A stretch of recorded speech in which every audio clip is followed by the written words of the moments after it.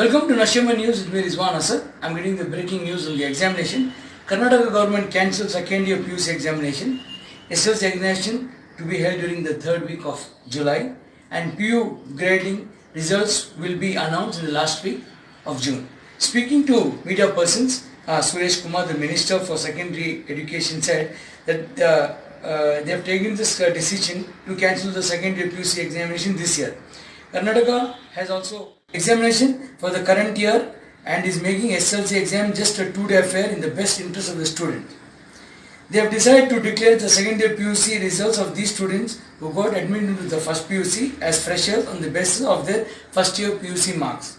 While informing that the department will release the guidelines in the coming days, Suresh Kumar said that if student is not satisfied with the results, she can appear for the exams which will be conducted after the COVID wave is.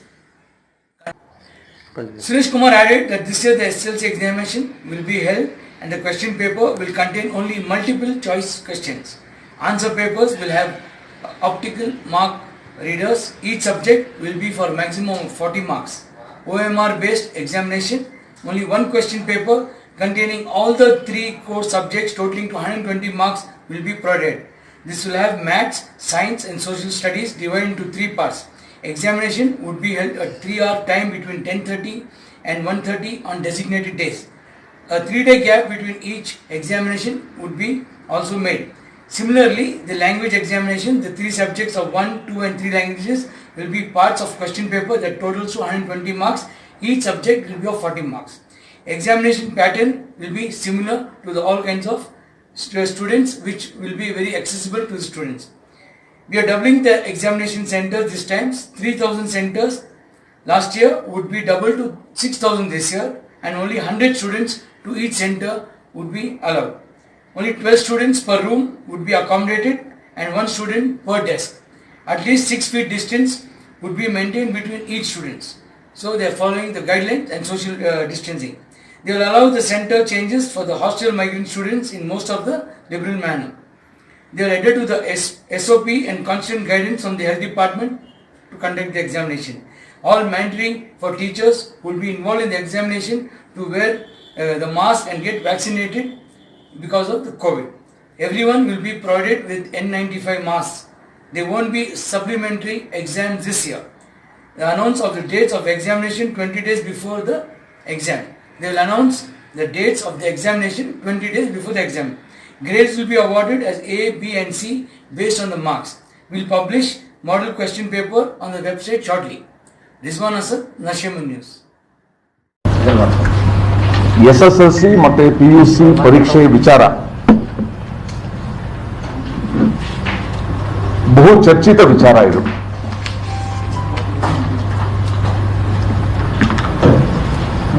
ಕಳೆದ ವರ್ಷ ಒಂದು ಬೇರೆ ಸವಾಲನ್ನು ನಾವು ಎದುರಿಸಿದ್ವು. ಆ ಸವಾಲನ್ನು ಎದುರಿಸಿ ನಾವು 2ನೇ PUC ಮತ್ತೆ SSLC ಪರೀಕ್ಷೆನ ಬಹಳ ಯಶಸ್ವಿಯಾಗಿ ನಾವು ಎದುರಿಸಿದ್ವು. ನಾವು ಈ ವರ್ಷ ಒಂದು ವಿಭಿನ್ನವಾದ ಒಂದು ಪರಿಸ್ಥಿತಿ, ಕೋವಿಡ್ 2ನೇ ಅಲೆಯ ಹಿನ್ನೆಲೆಯಲ್ಲಿ SSLC ಪರೀಕ್ಷೆ PUC ಪರೀಕ್ಷೆ ಮಾಡಬೇಕೋ ಬೇಡವೋ, ಮಾಡಿ ಅನ್ನೋದು ಮಾಡಲೇಬೇಕು ಅನ್ನೋದು ಒಂದು ವರ್ಗ, ಮಾಡಲೇಬಾರದು ಅನ್ನೋದು ಒಂದು ವರ್ಗ.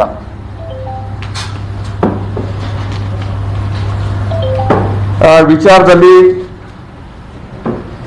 ನಾನು ನಮ್ಮ ರಾಜ್ಯದ ಎಲ್ಲ ಹಿಂದಿನ ಶಿಕ್ಷಣ ಸಚಿವರು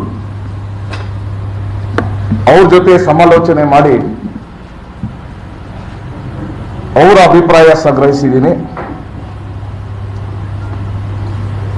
ಕರ್ನಾಟಕದ ಕೆಲವು ಹಿರಿಯ ಮಾಧ್ಯಮ ಮಿತ್ರರ ಹತ್ರ ಮಾತಾಡಿ ಅವರ ಸಲಹೆ ಸೂಚನೆನ ಸಂಗ್ರಹಿಸಿದ್ದೀನಿ. ನಮ್ಮ ವಿಧಾನ ಪರಿಷತ್ ಸದಸ್ಯರ ಹತ್ರ ಮಾತಾಡಿದ್ದೀನಿ. ರಾಜ್ಯದ ಎಲ್ಲ DDPI BUಗಳ ಮೂಲಕ ಪೋಷಕರ ಅಭಿಪ್ರಾಯ, ಮಕ್ಕಳ ಅಭಿಪ್ರಾಯವನ್ನು ಕೂಡ ಸಂಗ್ರಹಿಸಿದ್ದೀವಿ. ಅನೇಕ ಕಡೆ ಫೋನ್ ಇನ್ ಕಾರ್ಯಕ್ರಮ ಮಾಡಿ ತಾಲೂಕುಗಳಲ್ಲಿ ಮಕ್ಕಳ ಅಭಿಪ್ರಾಯವನ್ನು ಕೂಡ ಅವರು ಕೇಳುವ ಒಂದು ಪ್ರಕ್ರಿಯೆ ನಡೆದಿದೆ.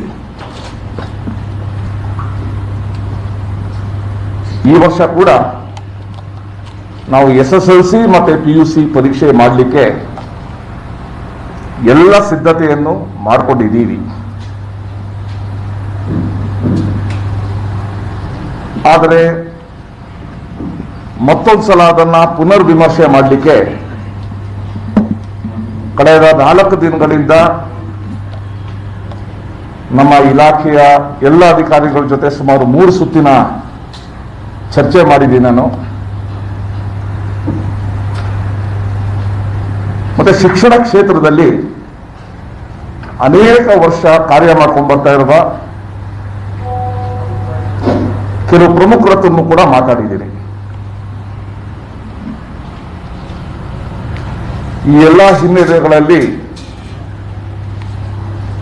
ನಾವೊಂದಷ್ಟು ನಿಷ್ಕರ್ಷೆಗೆ ನಾವು ಬಂದಿದ್ದೀವಿ. ಈ ನಿರ್ಧಾರ ಎಲ್ಲರೂ ಕೂಡ ಸಮಾಧಾನನೂ ಕೂಡ ಮಾಡೋಕ್ಕಾಗಲ್ಲ. ಯಾಕಂದ್ರೆ ಬಹಳ ಡಿವೈಡ್ ಆಗೋಗ್ಬಿಟ್ಟಿದೆ. ಬೇಡ ಅನ್ನೋದು ಒಂದು ವರ್ಗ ಆದ್ರೆ ಬೇಕೇ ಬೇಕು ಅನ್ನೋದು ಒಂದು ವರ್ಗ. ಸೊ ಯಾವುದೇ ನಿರ್ಧಾರ ತಗೊಂಡ್ರು ಕೂಡ ಅಸಮಾಧಾನ, ಟೀಕೆ, ಟಿಪ್ಪಣಿ ಇದು ಬಹಳ ಸಹಜ ಆಗುತ್ತೆ. ಅದು ನಾವೆಲ್ಲರೂ ಕೂಡ ಕೂತ್ಕೊಂಡು ಮಕ್ಕಳ ಯೋಗಕ್ಷೇಮ ಮತ್ತು ಮಕ್ಕಳ ಶೈಕ್ಷಣಿಕ ಭವಿಷ್ಯ ಇವೆರಡರನ್ನೂ ಕೂಡ ಬ್ಯಾಲೆನ್ಸ್ ಮಾಡಲಿಕ್ಕೆ ಏನ್ ಕ್ರಮ ತಗೋಬಹುದು ಅಂತ ತುಂಬಾ ವಿಸ್ತೃತವಾಗಿ ನಾವು ಚಿಂತನೆ ನಡೆಸಿದ್ದೀವಿ, ಬ್ರೈನ್ ಸ್ಟಾರ್ಮಿಂಗ್ ಎಕ್ಸರ್ಸೈಸ್ ಮಾಡಿದ್ದೀವಿ. ಈಗ ಮೊದಲನೇದು ದ್ವಿತೀಯ PUC ಬಗ್ಗೆ ನಾನು ಹೇಳ್ತೀನಿ. ಈ ವರ್ಷ ದ್ವಿತೀಯ PUC ಪರೀಕ್ಷೆಗಳನ್ನ ಈಗ ಮಾಡದೇ ಇರೋದಕ್ಕೆ ನಾವು ತೀರ್ಮಾನ ತಗೊಂಡಿದ್ದೀವಿ. ನಾನು ಹೇಳ್ತೀನಿ ಪ್ಲೀಸ್, ನಾನು ಮುಂದುವರಿಸ್ತೀನಿ, ನಾವು ಫುಲ್ ಸ್ಟಾಪ್ ಅಲ್ಲ ಅದು.